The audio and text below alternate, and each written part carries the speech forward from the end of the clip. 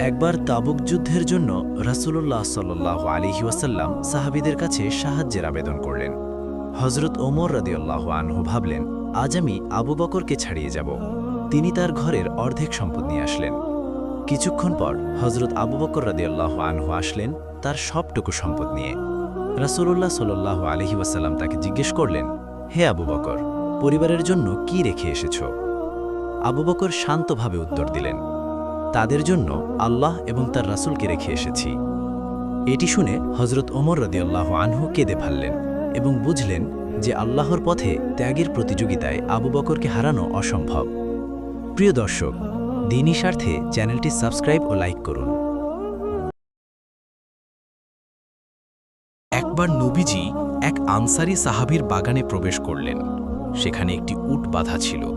নবীজিকে দেখা মাত্রই উটটি কাঁদতে শুরু করল এবং চোখের জল ছেড়ে দিল।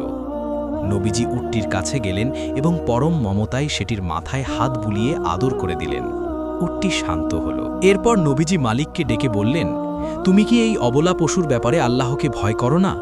সে আমার কাছে অভিযোগ করছে যে তুমি তাকে ক্ষুধার্ত রাখো এবং তার উপর অনেক বেশি কাজের বোঝা চাপিয়ে দাও। প্রিয় দর্শক, দ্বীনি স্বার্থে চ্যানেলটি সাবস্ক্রাইব ও লাইক করুন। একবার হজরত আবদুল্লাহ ইবনে ওমর রাদিয়াল্লাহ সফরে যাচ্ছিলেন। পথে এক রাখালের সাথে তার দেখা হলো। তিনি রাখালটিকে পরীক্ষা করার জন্য বললেন, তোমার পাল থেকে একটি ছাগল আমার কাছে বিক্রি করো। রাখালটি উত্তর দিল, এগুলো তো আমার নয়, আমার মালিকের।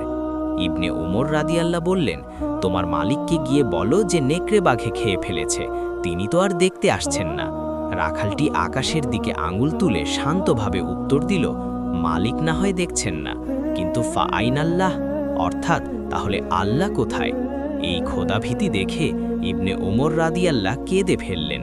তিনি পরে সেই মালিকের কাছে গিয়ে রাখালটিকে কৃতদাসত্ব থেকে মুক্ত করে দিলেন এবং সব ছাগল কিনে তাকে উপহার দিলেন। প্রিয় দর্শক, দ্বীনি স্বার্থে চ্যানেলটি সাবস্ক্রাইব ও লাইক করুন।